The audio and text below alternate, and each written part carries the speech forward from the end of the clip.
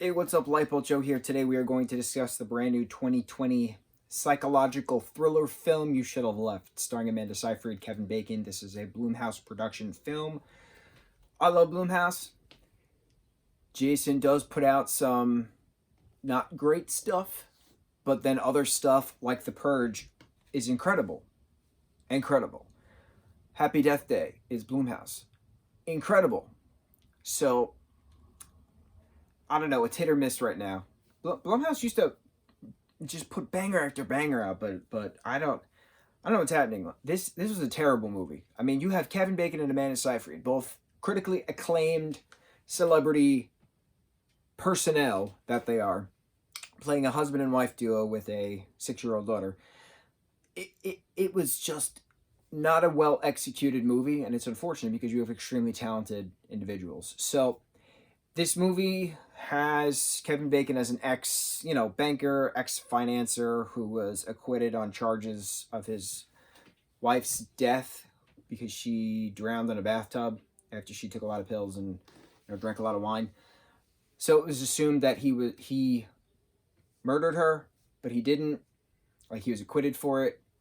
Amanda's character is a movie star. They share a daughter, so she has some time before her next film set in London, so that they rent a house in Wales, and it's just a creepy house. Like, the inside is larger than the outside. You open one door, it leads to something different than it did the day before. Like, things happen, and then eventually Kevin finds out that Amanda's cheating on him, so he sends her to town, and it's just Kevin and the daughter.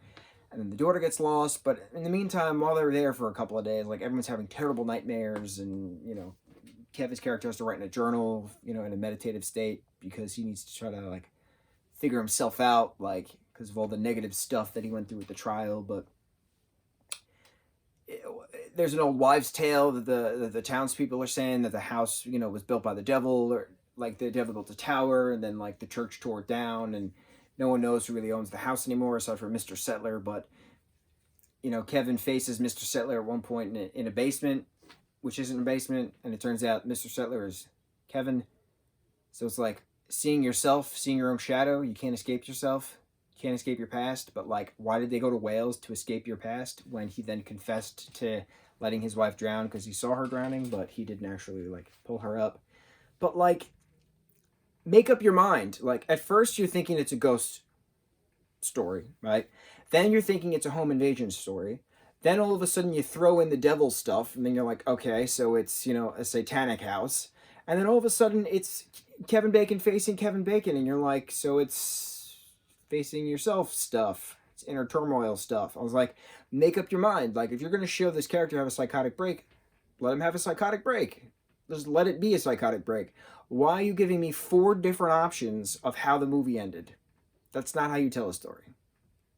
I'm not even going to say I'm sorry, because I'm not. That's not how you end a story. You don't give it so obligatory that you're like, oh my God, what happened? For instance, Inception's ending with the top spinning, and you're like, oh my God, did it wiggle or did it not wiggle? Is he out of the dream or is he in the dream? Totally fine, because it alluded to that the entire movie was that. Are you in the dream or are you out of the dream, right? This gave me 4 options of an ending. I don't need that. Give me an ending. I wasn't scared. The jump parts were supposed to be scarier when the fake dead wife comes out of the bathtub and starts spewing water all over him. Like, I didn't jump. I should have jumped. I didn't jump. It was bad. Don't watch it. Mucho mahalo.